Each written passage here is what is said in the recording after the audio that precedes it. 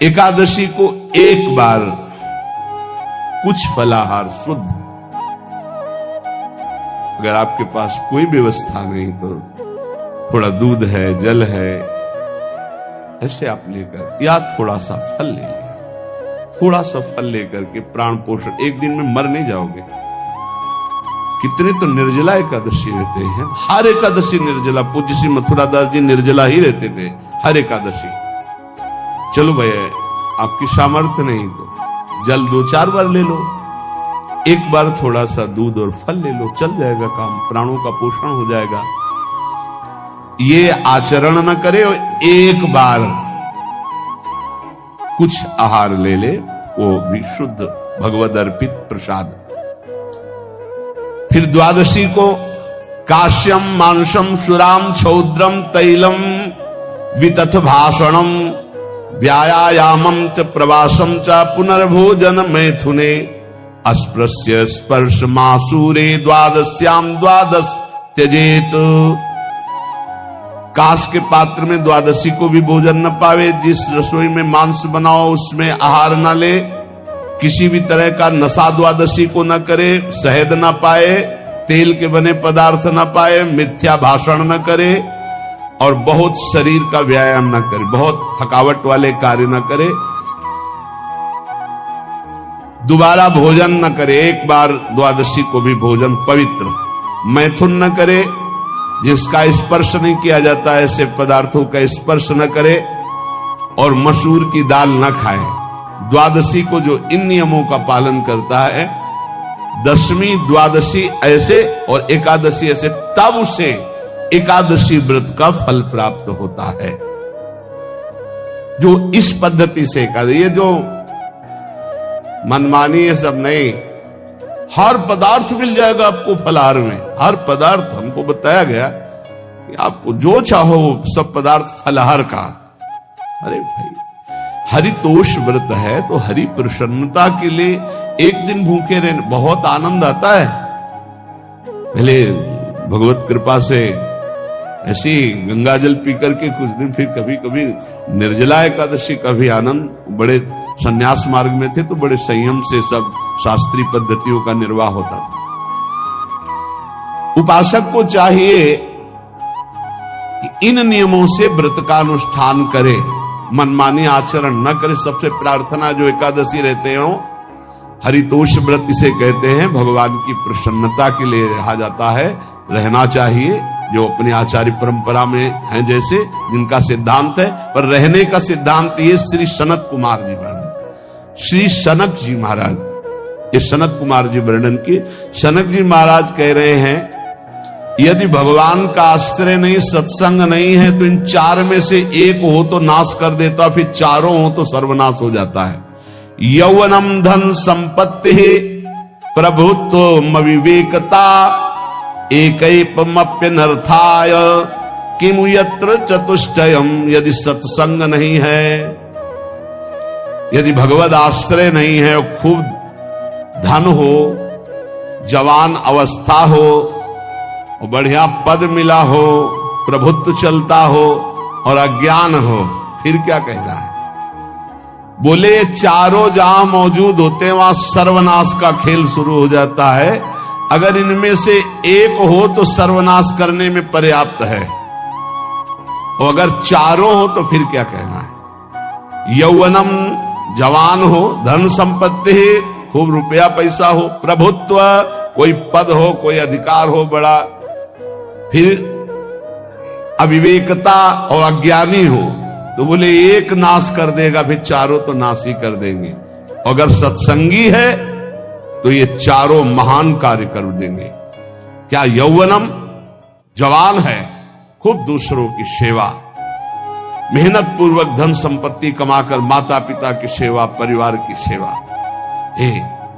ये माता पिता, हमारा वेद कहता है, मातृ देवो भव, तैत्तरीयोपनिषद, मातृ देवो भव, पितृ देवो भव, आचार्य देवो भव, अतिथि देवो भव, यान्य नवद्यानि कर्माणि तानि सेवितव्यानि नो इतराणि यान्यस्माकः सुचरितानि तानि तोयोपास्यानि नो इतराणि ये के चास्माच्छेयाः सुब्राह्मणाः तेषां त्वया स्नेन प्रश्वसितव्यं श्रद्धया देयम् अश्रद्धया देयम् श्रिया देयम् ह्रिया देयम् भिया देयम् संविदा देयम्।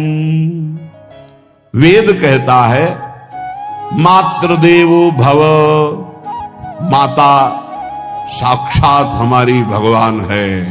देव हरि को कहते हैं, केशव देव जैसे कहा हरि को कहते हैं, गोविंद देव, मातृदेव माता भगवान है।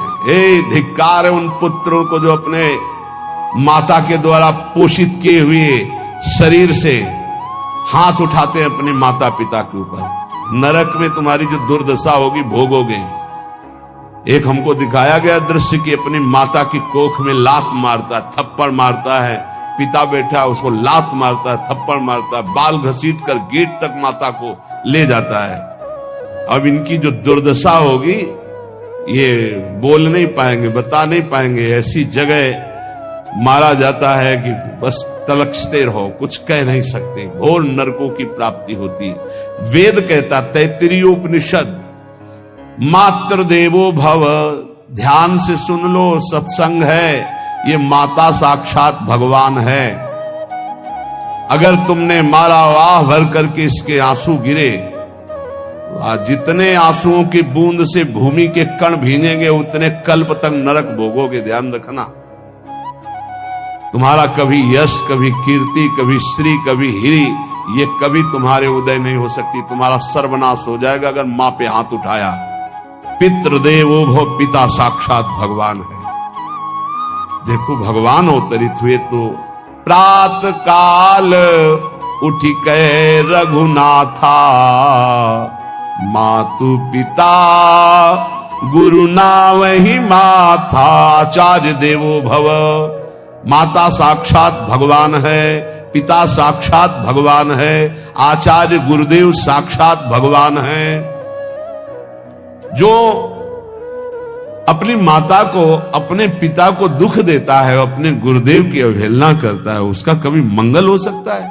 वो कभी सुख प्राप्त कर सकता है? वेद कहता है जो निर्दोष कर्म करते हुए धन कमाकर, कैसा कर्म? निर्दोष कर्म करते हुए धन कमाता है और उस धन से अपने बूढ़े माता पिता और गुरुजनों की सेवा करते, जीवन धन्य है।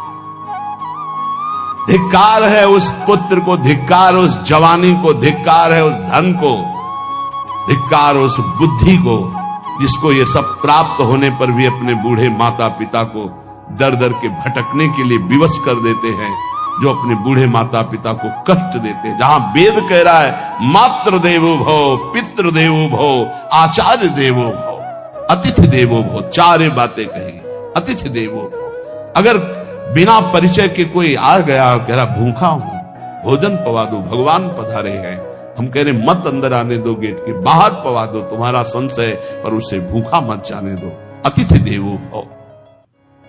जो निर्दोष कर्म करके अर्थ कमाकर अपने माता पिता गुरुजनों की सेवा करता है, उसी का जीवन धन है। पशुवत आचरण, मनुष्य शरीर प्राप्त करके राक्षस आचरण, राक्षसों की यही पहचान होती है। मां नहीं मातु पिता नहीं देवा, साधुन ते करवा वही सेवा। तुम्हारे जो पुण्य है ना सब भस्म हो जाएंगे, आप खिलवाड़ मत समझो। वो विरक्त है, भले तुम्हें नौजवान दिखाई दे रहा है, वो शरणागत है। जो आचार्य ने मंत्र दिया वही गुरु परंपरा से चला रहा, वही मंत्र उसमें। आप उसको बोल रहे हमारे लिए कुर्सी डालो, पैंट शर्ट पहने हो, कुर्सी डाल। हाँ, आप असमर्थ हो तो हाथ जोड़कर प्रार्थना कीजिए कि बैठने में हमारी टांग टूट गई है, हम बैठ नहीं पा रहे हैं, क्या व्यवस्था हो सकती है क्या? याचना इस कोटि की। आदेश, बाबा जरा कुर्सी लाना। बाबा तो कुर्सी रख देंगे, आप उनको तुम भिक्षुक समझते हो, सारे सुकृत तुम्हारे नष्ट हो जाएं। ये जो संतों के द्वारा दिए हुए आसन में ये अयोग्य पुरुष बैठ जाते हैं ना, इनके सारे सुकृत नष्ट हो जाते हैं। ये क्या समझते हैं? तुरंत आसन दिया जाता है किसी भी, आओ आसन को प्रणाम करके समेट कर रख दो। अगर आसन में बैठने की योग्यता नहीं, आसन में बैठने की योग्यता उसकी मानी जाती है जो सामने बैठा है, उस स्थिति का हो या उससे श्रेष्ठ हो। बहुत होश में ये बातें सत्संग में ही मिलती है और अन्यत्र नहीं मिलती। आसन बिछाने का मतलब तुम कोई महान नहीं हो गए हो, अपने में दैन्यता नहीं तो वैष्णव किस बात के। आसन ग्रहण वैसे ही बिछा हुआ है, उसके ऊपर आसन लगा हुआ है गुरुजनों के लिए, श्रेष्ठ जनों के लिए। आप आसन में बैठने के अधिकारी हैं। सत्कर्म के द्वारा कमाए हुए धन से मात्र देवो भव पितृ, हम बार बार चिल्ला के कह रहे, क्योंकि कलयुगी इन पुत्रों को अब समझ में नहीं आ रहा। जो बोओगे वही काटोगे। अगर आप अपने पुत्रों को सत अध्यात्म की शिक्षा देंगे और स्वयं अध्यात्म से चलेंगे तो तुम्हारा बुढ़ापा ठीक से जाएगा नहीं। बुढ़ापा बहुत मुश्किल से कटता है, बहुत मुश्किल से। हाँ, हमें कई दृश्य देखने को मिलते हैं। बता रहे एक बार बिंदौर इधर है, इच्छावर फतेहपुर, वहां से भ्रमण करते यार, बड़े मकान से बड़े वृद्ध भागते हुए आए, स्वामी जी स्वामी जी बहुत कष्ट में हो। क्या कष्ट है आपको? आप तो महल से उतर रहे हैं। ये किसका है? बोले मेरा ही है। उनका कष्ट क्या है? बोले 4 लड़का है, 4 बहू है, सब खाते पीते हैं, मैं बहुत कष्ट में हूँ, सब कोई अपमान करता है। निकलो फिर बाहर, बाबा जी बनो, भजन करो, भगवान के मार्ग का अनुसरण करो। चौथी अवस्था है। बोले ये तो नहीं हो सकता, रहूंगा तो यही कुछ ऐसा कर दो कि जिससे हमारे बच्चों की बुद्धि बदल जाए, जो हमको पीटते हैं, गाली देते हैं, उनका वो जादू तो हम जानते नहीं। और चल पड़े। और बड़ा अंदर से चिंतन हुआ कि जीव कितना आसक्त है उन्हीं पुत्र परिवार घर में। बुढ़ापे का समय है, चौथी अवस्था में अगर घर ही में रह के भजन करो तो झंझट नहीं होगी। जो मिले जैसे मिले जीवन यापन करो, भजन करो, लेकिन प्रभु से मतलब नहीं। तो जितने भी जवान भाई बहन सुन रहे हैं, आप अपने माता पिता को, यहां हमारा वेद कहता है मातृ देवो हो, माता भगवान है, पितृ देवो हो, पिता हमारा भगवान है। धर्म के द्वारा कमाए हुए धन से माता पिता की सेवा करो। दूसरे दोष युक्त कर्मों का कभी आचरण मत करो। यन्नस्मा कहो सुचरितानि तानि तोयो पापाश्यानि नो इतराणि। सुंदर आचरण करो जो महापुरुषों के द्वारा विधान किए गए हैं, पाप आचरण कभी मत करो। हमारे आचरणों में से एक भी ऐसा आचरण नहीं होना चाहिए जो दूसरे को दुखी करके धन संपत्ति लेने वाला हो। वेद कहता है पापाचरण किया और आपको गड्डी पकड़ा दी, आप निर्दोष को दंड दे दिए और दोषी को धन के कारण मुक्त कर दिए। अब आपके परिवार में जो तांडव मचेगा वो झेल नहीं पाओगे, चाहे कोई भी हो।